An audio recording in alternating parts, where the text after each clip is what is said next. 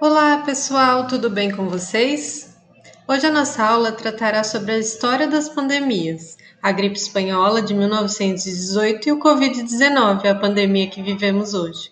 E para iniciar, vocês sabem o que quer dizer pandemia? Não? Então vamos descobrir juntos. Antes de entendermos pandemia, precisamos entender o surto e a epidemia. Então, leiam o quadro e descubram o significado dessas duas palavrinhas. Leram? Agora sim. Vamos lá e descobrir a pandemia.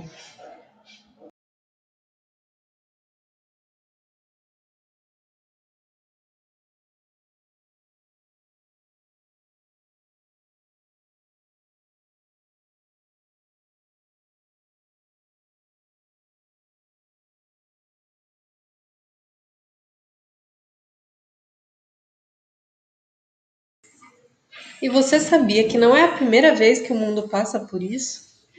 Lá em 1918, na Primeira Guerra Mundial, foi descoberta a gripe espanhola, que contaminou mais de 500 milhões de pessoas em todo o mundo.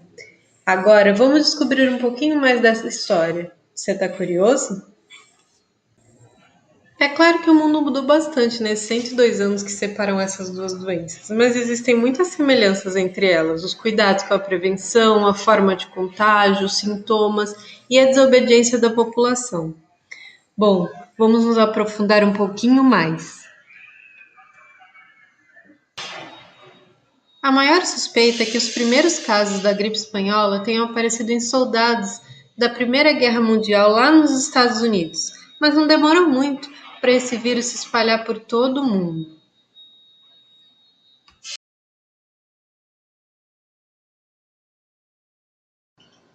E por qual motivo foi chamado gripe espanhola se não iniciou na Espanha? Acontece que esse país era um dos únicos estáveis e democráticos naquela época. Com uma imprensa relativamente livre, acabou sendo um dos poucos a noticiar o aumento do número de casos e mortes, e levou esse estigma, que perdura por décadas. Essas imagens nos fazem pensar: se é tudo tão difícil para nós, imagina para a população daquela época que vivia numa guerra.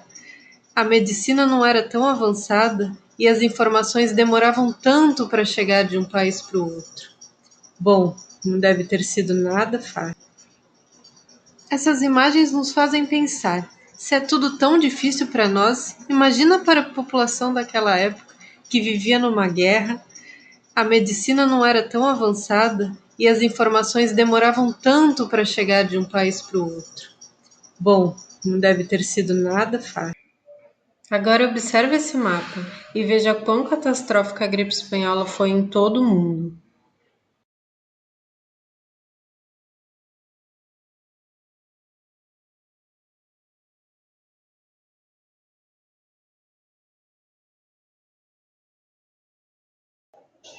E fica aqui um desafio para vocês. Pesquisem essas informações e tragam para discutirmos na próxima aula. Agora vamos falar um pouquinho mais sobre a Covid-19.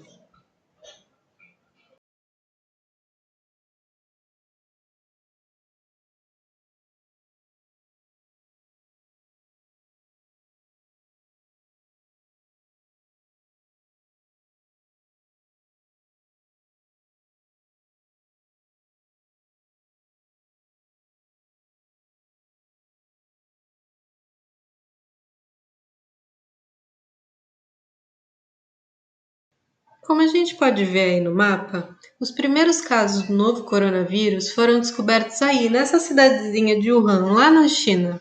Não demorou muito para que o vírus se alastrasse por todo o país e que em 11 de março de 2020 a OMS decretasse a pandemia. Com portos e aeroportos liberados e a fácil transmissão do vírus, não demorou muito para que todo mundo sofresse com as consequências do Covid-19. E a partir daí, começa uma corrida contra o tempo de autoridades, médicos e da população para salvar o maior número de vidas.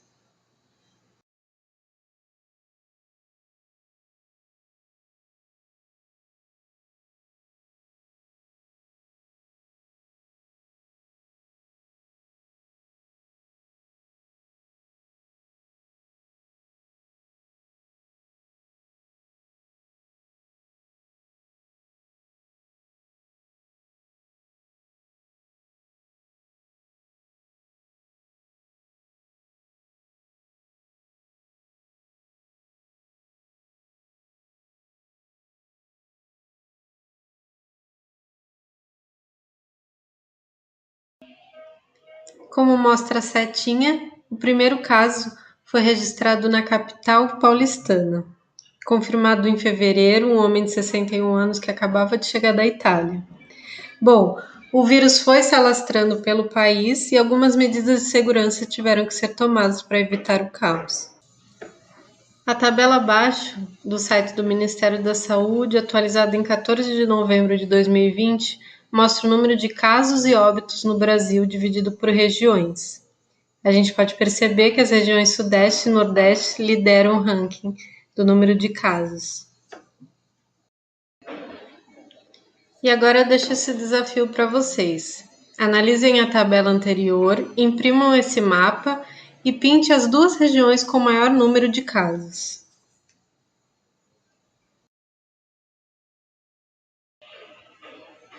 Quando o vírus começou a se alastrar pelo mundo, a OMS criou alguns protocolos para a proteção de toda a população. Nos slides a seguir, vamos ver alguns deles. Vamos lá?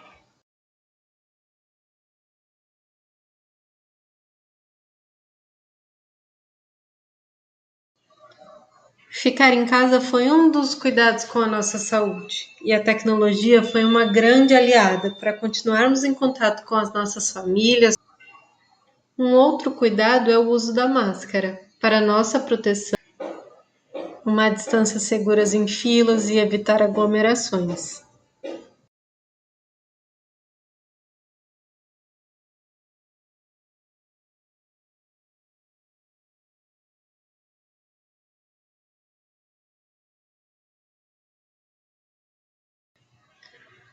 Uma outra mudança se deu na educação. As crianças, os jovens, passaram a ter aulas remotas dentro da sua própria casa.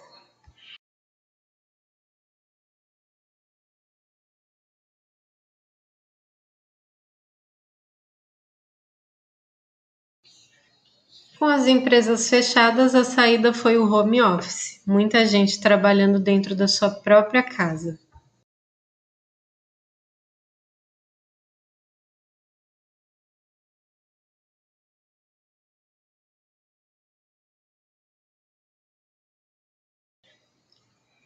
Com todos os cuidados, a doença começou a estabilizar na maior parte do mundo.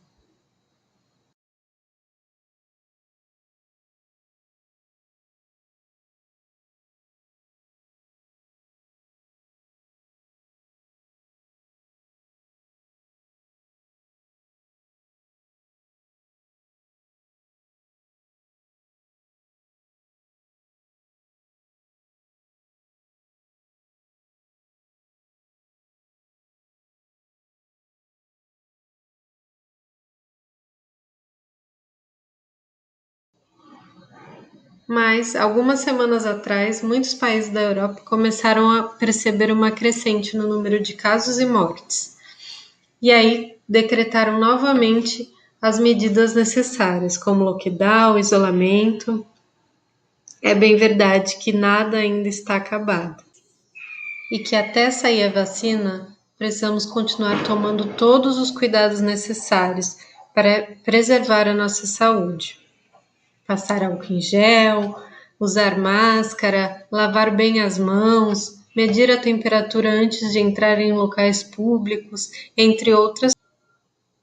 O mundo inteiro ainda passa por uma fase bem difícil, mas esperamos que tudo isso passe e a gente fique bem.